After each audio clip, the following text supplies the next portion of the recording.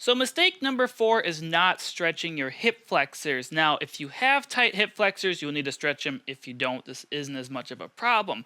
What we're talking about are the muscles in front of your hip. They flex your hip up like this. However, if they are tight, they can actually start to tilt your pelvis. Notice when I tilt my pelvis forward like this, I'm arching my low back more, and this can increase pain. Normal pelvis position here. We've got a level here. Now have tight hip flexors and notice how the whole level of that pelvic region changes because of tight hip flexors. Show them a nice way to stretch it. And this is how Rick likes to do it. It's the best, not always the easiest, but it works really well. Okay, so you're gonna sit at the edge of a bed or a table if you can get on one. Make sure the edge is firm though, you do not want to slide off. The further my buttock is to the edge, the more stretch I will feel. So what you're gonna do is begin by lying on your back.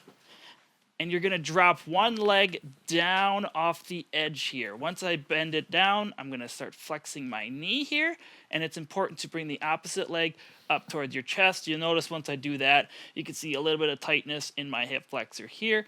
I'm gonna just relax and breathe and try to go for 30 seconds. I also wanna make sure my leg is straight. Do not let it veer out to the side like this.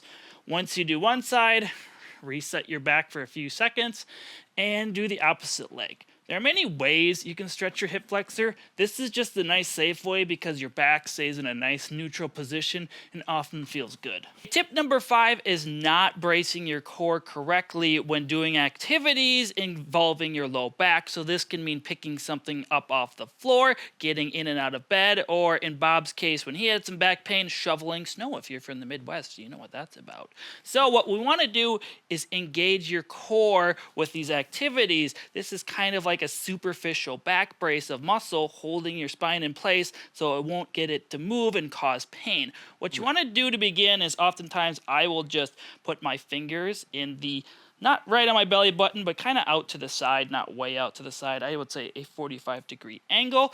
And what you want to do is push out into it. I am engaging my core this way. Now my core is engaged, helping my back. If your back pain is more up and maybe not low, you can also try engaging the lats. So meaning I'm going to pull down and tight like this. This is locked in, my pecs are engaged, my low back, and you can engage your core. So essentially you're doing a muscle contraction using your core to save your spine.